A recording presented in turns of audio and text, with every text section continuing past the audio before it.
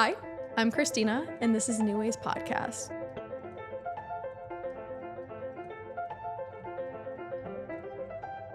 Today, our guest is a lifestyle and pulp culture content creator, Tyler Wells, aka Coachella King. Hi, Christina. Thank you for being here with me. Thank you for having me. This is my first official podcast appearance. How do you feel?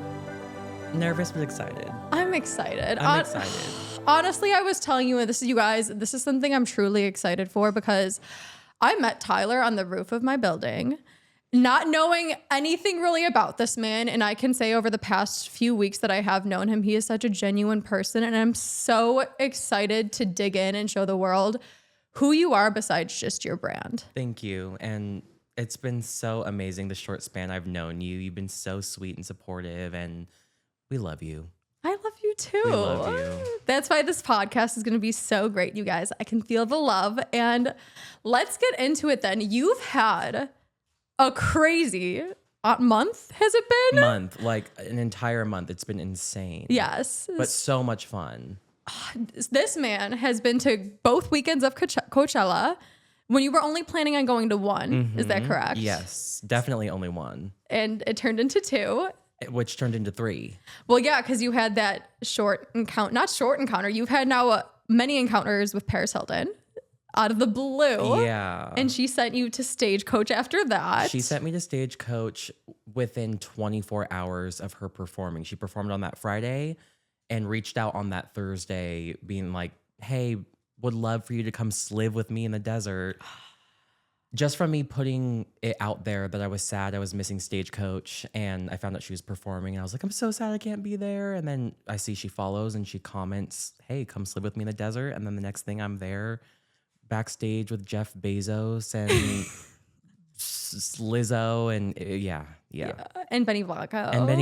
Yeah, I've been following you, and honestly, it's been such an amazing journey to watch. And I'm like, how are you surviving? It's like one thing after another, one event after another, all out of the blue. Yeah. This came from you just going to Coachella once. Yes. And I really do. We're going to dig deep in the next episode about your creator journey and how you started off.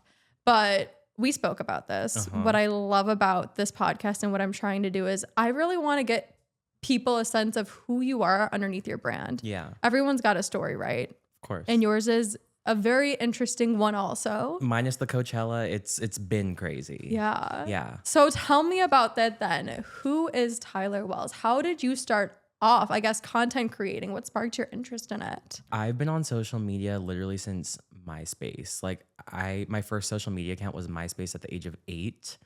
And MySpace. MySpace. Like what a time, what an God. era. And I guess in hindsight, that's a really young age to be on social media, like curating an image on a social platform. But I just loved it. Like I loved tweaking my profile. I loved editing all of my pictures. And I used to do extensive, crazy edits. Like, they looked wild. But yeah, and in hindsight, I found this out yesterday when we did like the little pre-interview. Mm-hmm. I put two and two together that my home life was very unstable growing up. And it makes perfect sense that I turned to social media to create like not a distraction, but an alternate reality where everything could be perfect and everything could be happy and I could create the life I didn't have in reality. Mm-hmm. That's why it's like social media nowadays is such a blessing and a curse because it has its benefits and it has its not so beneficial things about it. But what I've realized about a lot of creators is they create a persona in order to kind of escape their reality as a young teen. I know with me, I was even like hiding in my basement, reading, like making up dances because I just didn't like being around my family. So tell me about that then. How was your family life? My parents were married for 11 years. And when I was in the 5th grade, they divorced. And it was because my dad couldn't hide the fact that he was gay. My dad came out of the closet. So how old were you then when your dad came out? I was 12. I was in the 5th grade, and it was like a couple days after Christmas. So that definitely turned everything upside down in the family. And I didn't know at the time that I was gay. But when that happened at a young age, I internalized being gay as being a bad thing because I saw the divorce that came from it and how it broke up the entire family. Um, so that definitely like made me suppress my sexuality. I didn't end up coming out until the day after senior prom of high school when I knew I would be moving away to a new city for college. So, yeah, home life was like we had troubles financially. I'm the oldest of two little sisters, so I've always had the most responsibility. And I think that definitely shaped me in a lot of ways. I had to mature a lot quicker than most people my age. And having that responsibility from such a young age, I think, is what gave me the head on my shoulders. Mm-hmm. And that's been a blessing and a curse for my current life, I guess. But yeah, it all just kind of shaped like the person I am today. But it was a ride for sure. That sounds like a ride. So backtracking a little bit, can you tell me your emotional state when, for one, your parents got a divorce and then you find out at such a young age when you don't even know too much about sexuality to begin with? How did you feel when your parents got divorced and then you're like, oh, my dad doesn't even like women and he's been married to one for 11 years? Like, what did that do to your psyche? Is it right there because I grew up before that. I don't really remember before he came out. Like I remember my parents being together and I remember I saw them like kissing. Um I remember I saw my parents kiss and stuff like that. And so after he came out, I was like, was that all a lie? Hyper aware of the fact that that was most likely a lie and all the things I saw pre him coming out because it flipped after that. They despised each other and we grew up around their fighting and we're just in the mix of like my parents also had me when they were 20. So they were literally children and that the older I get, the more I realize that they were doing the best they could with what they had.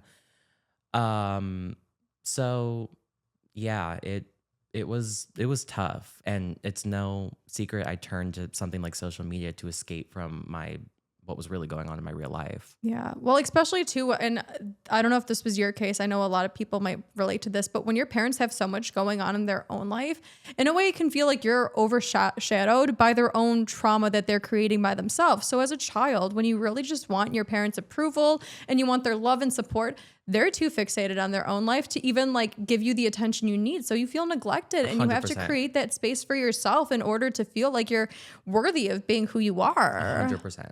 100%. And again, now at the age of 28, I don't fault them because again, they were doing the best they could with the tools that they had. I remember when I was younger being so resentful, like, well, I didn't choose to be brought into this world. Like, we judge them like you should have done this, you should have done that, but people can't do what they're not capable of doing. If they don't have the tools or never learn the tools, then they have children, they aren't able to pass on those tools to their children. Yeah. And our generation, I think, is the first to be aware of those kind of things and actively want to break those cycles. And I'm for sure one of them.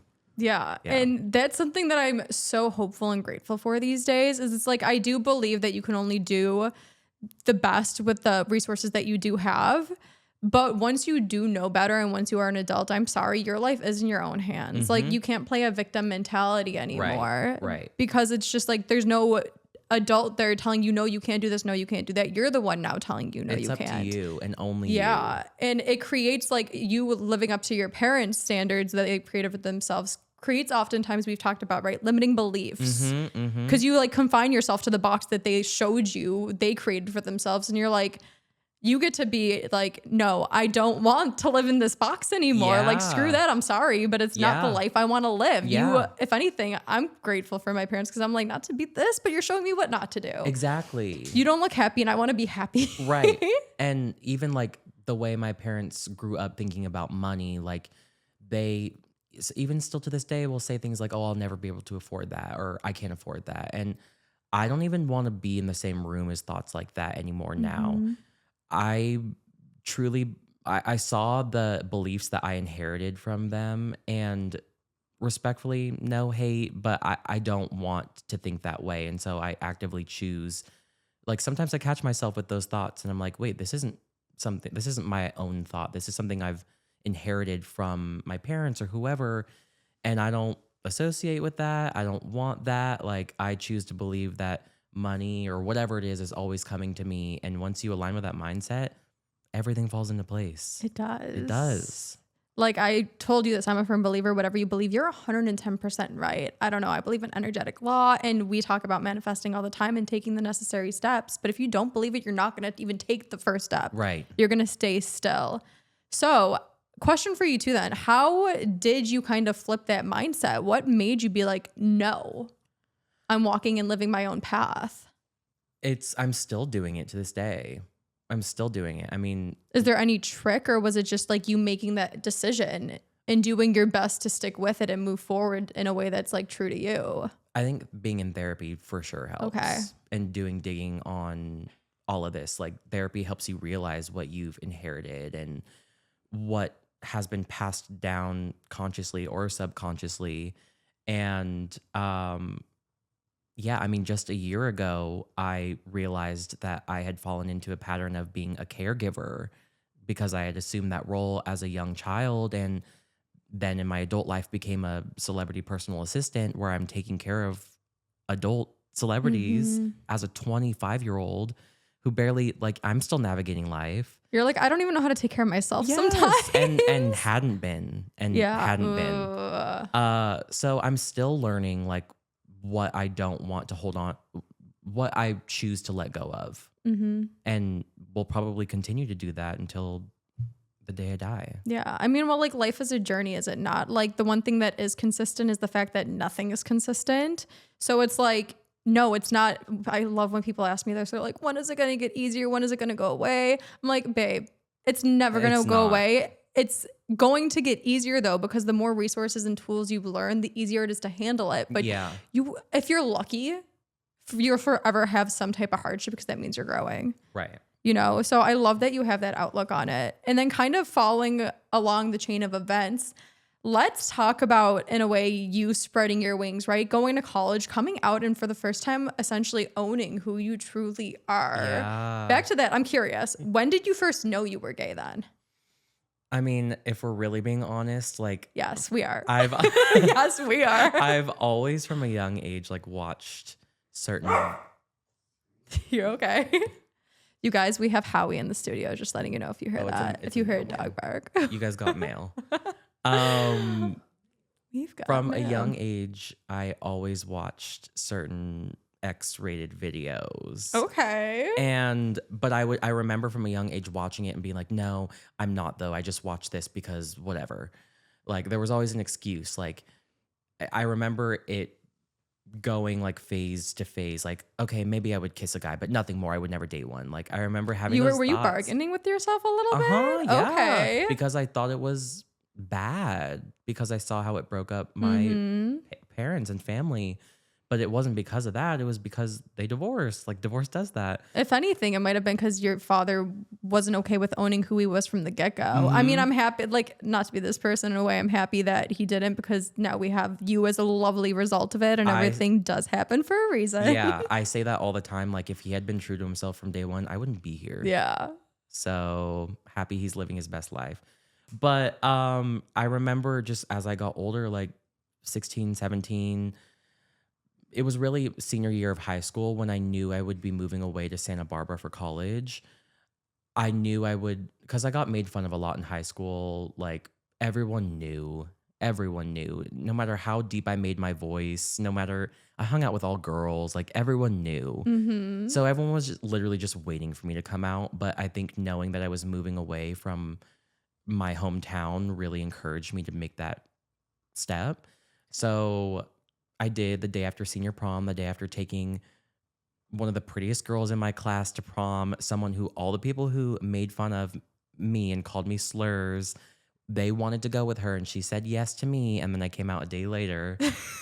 So the gay boy got her. I do love that for you, though. I'm not going to lie. I love that for you. I know it might sound a little toxic, but, like, yes. Just, you know, it's a nice little, like, to the people who used to make fun of me. Yeah.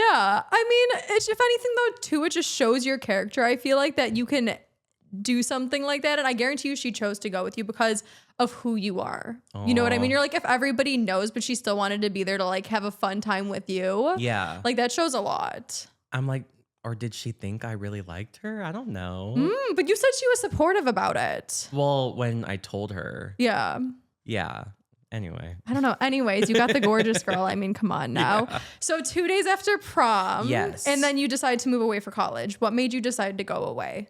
I wanted an escape from all the responsibility in my family life I had. Like I wasn't really allowed to do like hang out with friends much because I always had to babysit my sisters after school because my mom was working. So I just had a lot of responsibility and I was ready to like spread my wings and go be free in like a beach town community because I grew up in the Bay Area and beach trips you would have to do like an entire day just to go to a beach that was cold and foggy. Yeah. So I don't know. I just SoCal seemed so appealing to me. And I of course watched Zoe 101 growing up.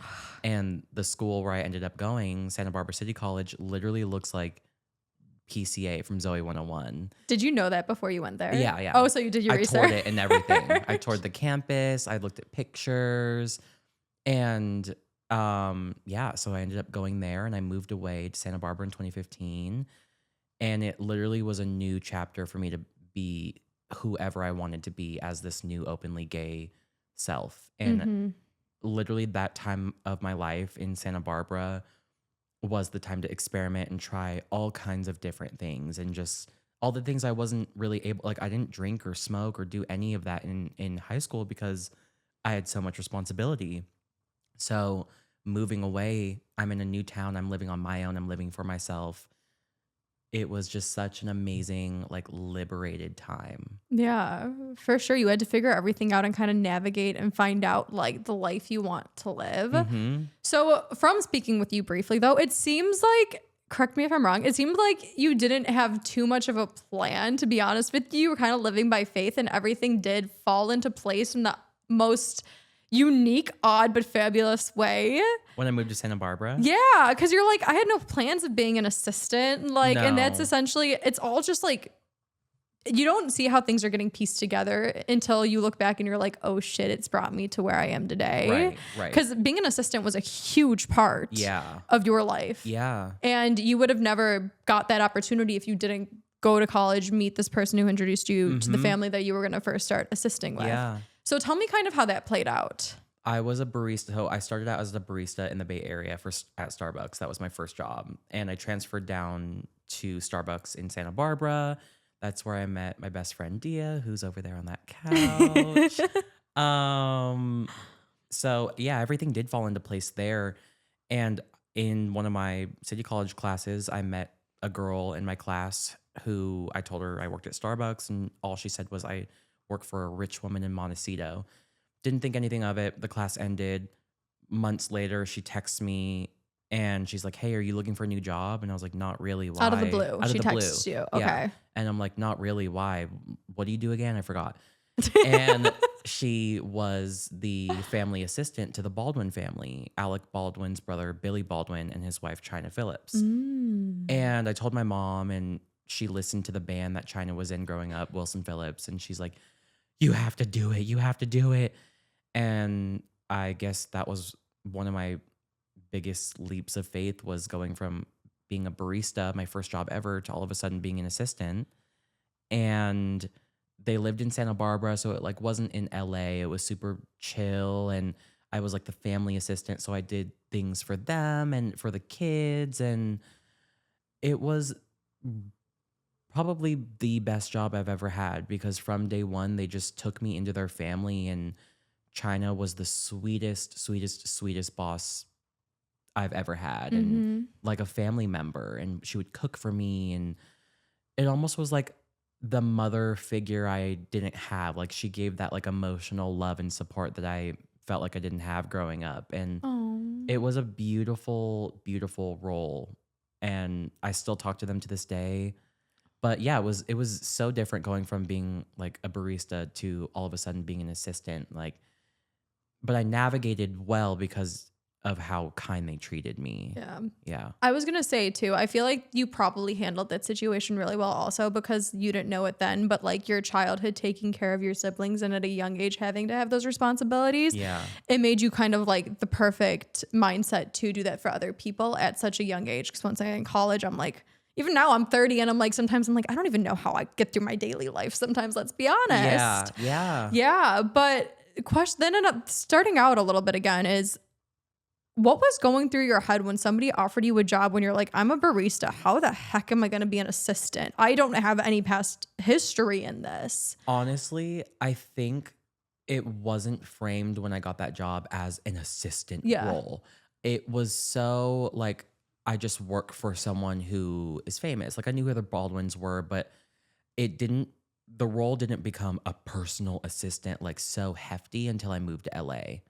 Okay. That's when it became an entirely different beast. Being an assistant in LA versus Santa Barbara, a sleepy beachside community, very different. Very, very different. Okay, talk to me about that. So we decided to move to LA from Santa Barbara in 2021 because Who's we? Dia and I. Dia, okay. Dia and I. Dia's waving. She's on the couch watching this podcast, you guys. She's always here supporting We me. love it. Yes. She's so cute. No, she's the best. Adorable. She's yes. absolutely the best. Santa Barbara we love it. We still go up. Beautiful, slow beach town, but we wanted more. And in LA, there is every opportunity under the sun. And so we made another leap of faith and decided to move out of that town where we were very happy and see what LA had to offer. So we moved here, and my thinking at the time was like, oh, I'll just get another assistant role in LA, and it's going to be like working for Billy in China, and it's going to be great, and I'm going to be so happy in like LA. Well, the first job I got down here was for someone I can't even say name. You don't have to name drop because cool. NDA, and I don't want to get sued, but we don't want that for you no, either. I don't want that. But I will say that was a very bad experience, and it was the first job I had after the Baldwins. So it was the polar opposite, and I was miserable, and I ended up quitting and walking out on the spot in front of this person. Really? Because of how they treated me and screamed at me every day, and it was not good. And that was the first time I ever stood up for myself like that, in a way that was like, I don't care how famous you are or what you've done, you will not disrespect me and you will not talk to me like that.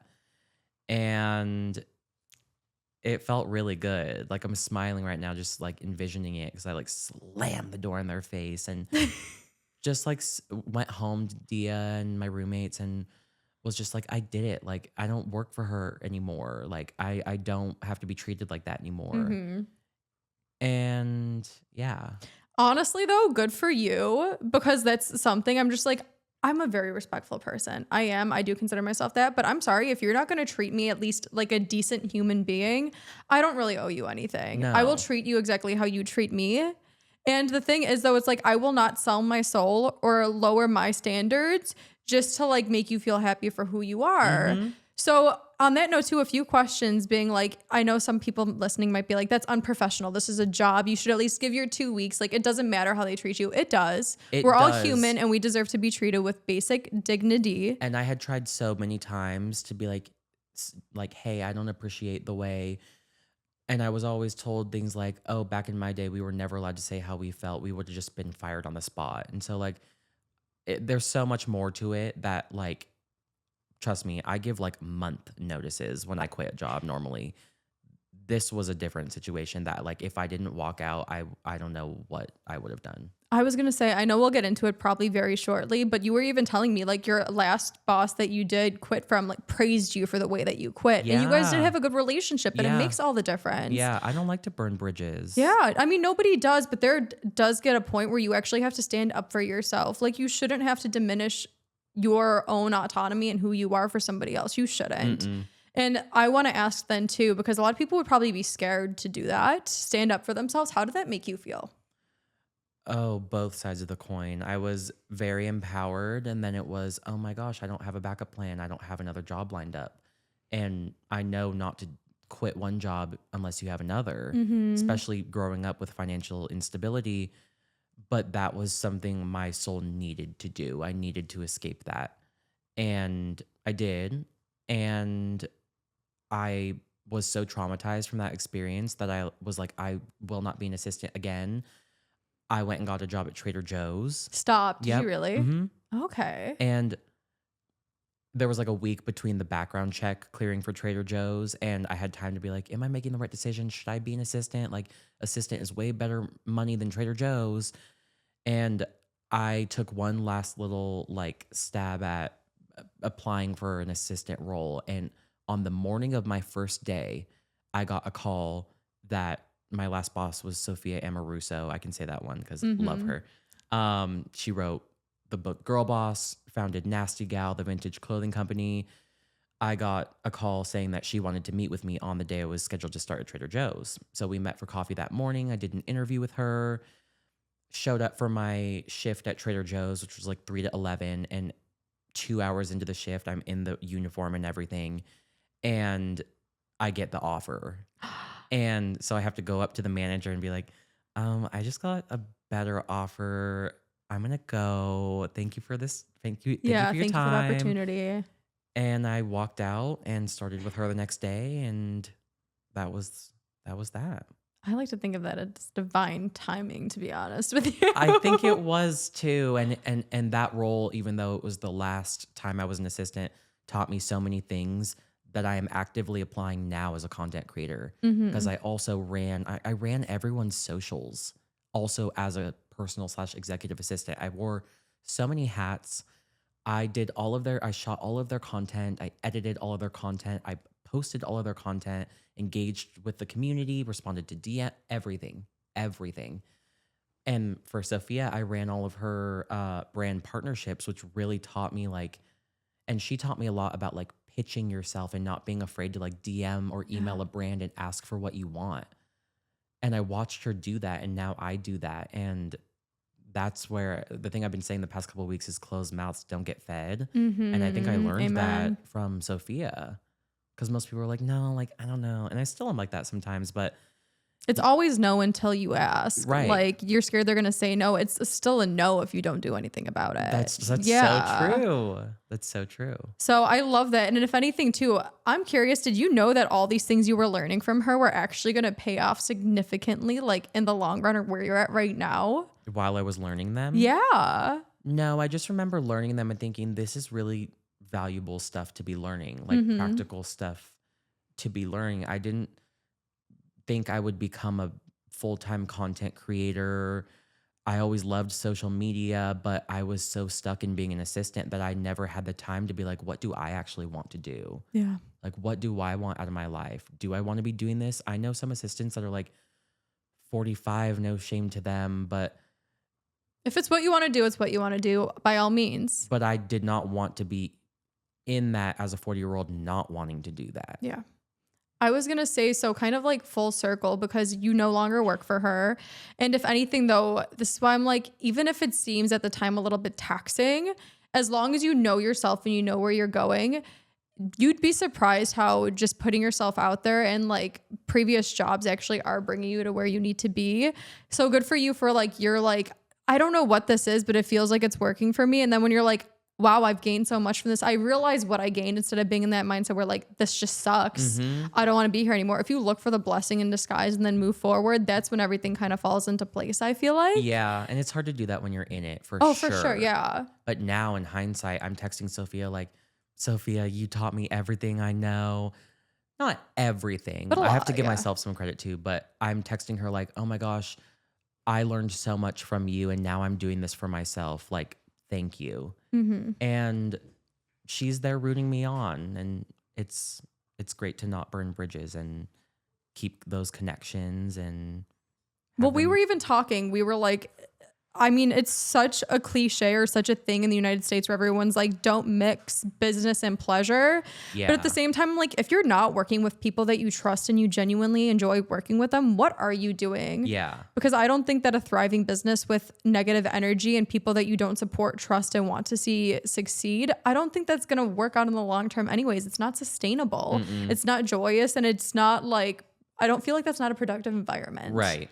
You know, so I love that you guys still support each other. Yeah. And that kind of brings me to my next question in the end of this podcast episode in a way is leaving the job with her, was you finally deciding to choose you taking a leap of faith, being like, hey, I don't really know what's out there. I don't have that much set up right now, but I trust this is the right thing to do. Can you kind of talk me through your mindset when you quit? Because that brought us up to pretty much like your first year at Coachella alone, when you started getting a little bit of following and you're like, I think I can do this. Yeah. Yeah. So I went to Coachella last year, 2024. Yeah, that was 2024. Okay. Like, we don't know the years anymore. It's moving so fast. Yeah, no, it really is. I have gone to Coachella every year since 2018. Love it. And I think I found this out recently also. It's always been an escape from whatever normal life I have. Like, it's been an escape from when I was an assistant. Like, I'm gone at a music festival for 3 or 4 days and I'm not thinking about what I do for work. I'm not thinking about my responsibilities. I'm there just like letting loose and being so free. It represents freedom to me. And so last year, no one wanted to go with me. And I was like, well, I'm still going to go. And I camped alone and everything. And because I was alone, I documented everything on my phone on TikTok. And I had like 4,000 followers. Like, I jumped on TikTok so late. I felt like ashamed that I didn't know how to work it. Oh, That was the stop. first app. Like, I've been on every app and I'm like, I got this. That was the first app where I'm like, I don't know. This is intimidating. I don't understand this. Editing and all that kind of stuff. Yeah. Yeah, it's a lot Yeah. on TikTok. It is. Yeah. So I went, and because I was alone, I just talked to my phone. Like, this is what my camp setup looks like. The first day I got there, 4 million. And then everything snowballed after that. And by the end of the weekend, it's a 3-day festival, I had 20K. And all of these people followed along on this solo Coachella journey with me. And it was my first real taste of like, oh, wow. Like, because in my mind, I'm like doing something I already naturally love. I didn't go there to try and be a influencer. I genuinely love Coachella and go every single year. And so I did that, and people really resonated with it. And I just took all their feedback. Like, it feels like we're on FaceTime together. And it was my first real like, okay. And I went back to my assistant life, because always after a festival, like, I would always be so sad going back into my normal life after having this like free couple of days. Yeah. And it was very different growing back after experiencing that. And I was just like really unhappy, not because of Sophia. I was just unhappy with like not living for myself after experiencing like being able to do something for myself and be great by myself. And You got a little taste and you're like, oh, I want more. yeah. Yeah. And a week or two after that, I just reached somewhat of a breaking point that made me be like, yeah, I got to get out of this. And I realized that I have like been sacrificing myself and what I actually want out of life for a really long time, because when you're an assistant, all you can do is focus on their life and what did they need. It's what did they need 24/7. You don't even think about what you need. And I had been like doing that for a long time. I feel like I kind of lost myself, and I just reached a breaking point where I was like, no, I got to get out of this. Yeah. And I didn't have a backup plan again. And I just gave a month and a half notice, which is so nice. Yeah. Sorry, Sophia. I mean, I think that also gives your nervous system for you a chance to be like, I'm really doing this. I'm really doing this. Get used to it. And you're like, I'm committed. Let's go. Yeah. But I mean, sorry, Sophia. So like you gave a month in advance. No, I get it. I get it when you love your boss. It's like, I hate to leave, but yeah. So I did what was right. And then I just remember like my last day was like June 7th, and last summer was my first taste, like experiencing true freedom. And I've been on that wave ever since. You took the leap of faith. Yeah. Even though it was nerve-wracking probably. And it paid off. Yeah, it really did. And for our listeners right now, we're pretty much a year later, right? You quit almost a year ago from right now. And he's over the weekend, tripled your following from Coachella again? Yeah. And everything kind of fell in place from there, did it not? Yeah, it really did. So please, that's what we're talking about in the next episode, which we're about to shoot right now. It'll be released later this week. So please stay tuned. In the caption of this episode, we will be linking Tyler and all's content, so please check him out.